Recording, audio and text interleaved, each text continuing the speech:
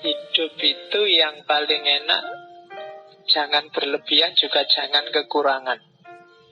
Sak butuhe, sak perlune, sak cukupe, sak benere, sak mestine, sak penake. Ya, ini nanti yang jadi iklannya Salonpas itu kan, opo-opo pas, pingin apa pas, pingin itu pas. Jadi sebenarnya ini seolah-olah sederhana dan gampang. Cuma problemnya adalah banyak orang yang tidak ngerti takarannya sendiri. Sak butuhmu itu berapa sih pasnya? Sak perlumu itu berapa? Cukup bagimu itu berapa? Bener versimu itu seperti apa? Sak mestine yang seharusnya untukmu itu semacam apa?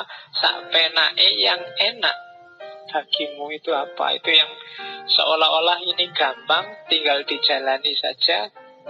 Tapi kalau nggak ngerti ilmunya, nggak ngerti takarannya, bisa blunder, bisa kekurangan, bisa kelebihan. Misalnya seumur-umuran kamu ini, kira-kira seandainya dikasih uang, misalnya tak kasih, silahkan sebut jumlah uang yang kamu butuhkan.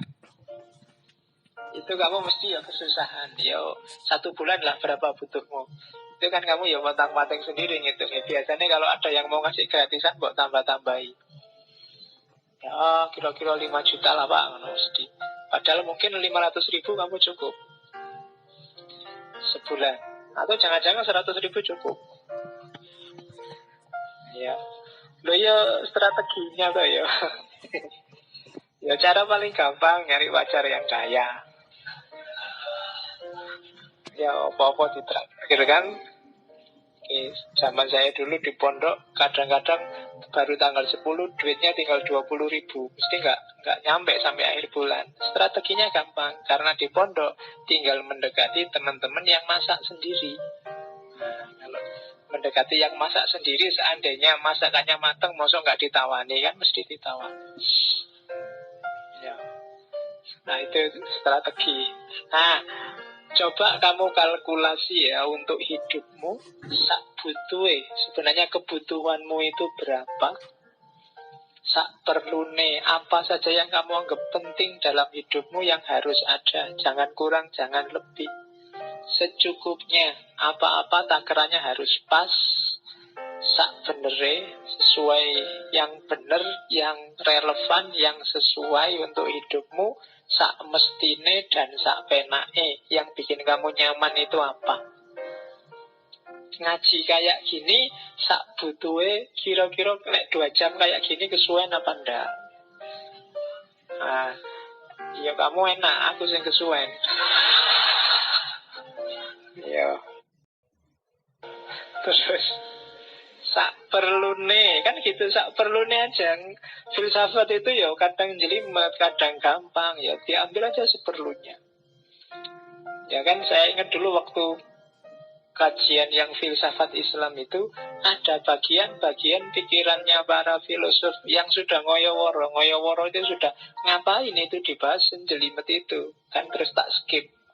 Nggak usah paham itu juga nggak apa-apa, diambil substansinya aja, nggak usah detail teorinya. Nah itu sak perlune. Karena kalau tak jelasin sampai detail masuk ke situ, pemahamanmu yang tadi mau paham nggak jadi paham, jadi kacau semua. Mending itu diloncati dulu. Harus ada strategi gitu, kalau nggak malah kacau. Nah itu sak perlune.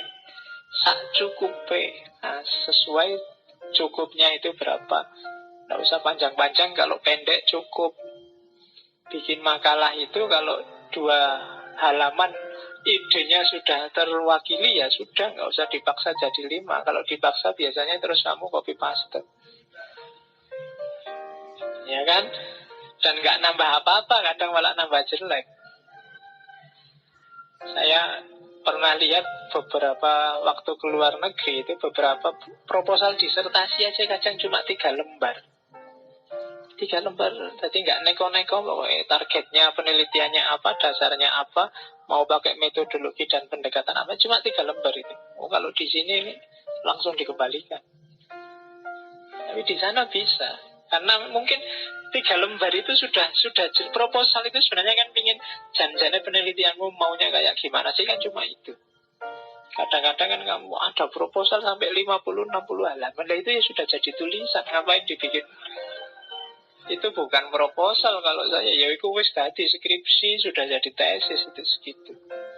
Mesti lebih banyak basa-basinya daripada intinya. Ya kan? Jadi ya banyak basa-basinya itu. Orang yang tidak paham, tidak ngerti kamu nulis apa. Orang yang paham teorinya, komentarnya mesti cuma satu, wis tahu. Ya kan, wis tahu itu mana yang baru. Kamu cuma ngutip sana, ngutip sini, bikin tesis atau bikin clipping. Jadi hidup itu sak cukupe, sak benere. Sesuai apa yang kamu yakini benar, ya di situ kamu hidup. Kalau enggak, akan jadi masalah. Dosisnya harus pas 3 kali sehari, apa 3 hari sekali, kan harus pas. Kalau kebalik ciloko. Sak mestinya dan sak penake, mana yang bikin nyaman. Ini rumus.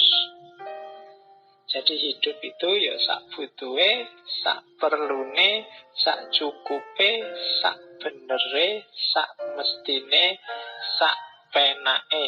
6 sak, 6 S. Oke, ini rumusnya katanya Surya Mentara. Terus dari situlah nanti Surya Mentara mikir ukuran-ukuran tadi, takaran-takaran tadi. Kalau dalam bahasa ilmiah, gayanya Surya Mentara itu gaya reflektif. Jadi refleksi itu tidak sekedar mikir pakai akal. Refleksi itu kayak kontemplasi. Kalau dalam Islam muhasabah. Muhasabah itu tidak sekedar pakai akal, pakai rasa, pakai intuisi, pakai imajinasi juga main.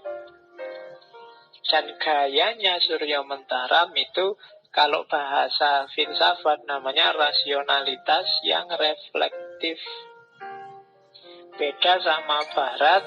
Kadang-kadang beberapa filsuf Barat itu ketika ngomong rasionalitas, rasionalitasnya biasanya rasionalitas yang egoistik. Rasionalitas yang hanya akal saja, dan kalau itu akal saja biasanya cari menangnya sendiri. Pikiranku lebih benar daripada pikirannya orang lain. Itu biasanya rasionalitas yang egoistik.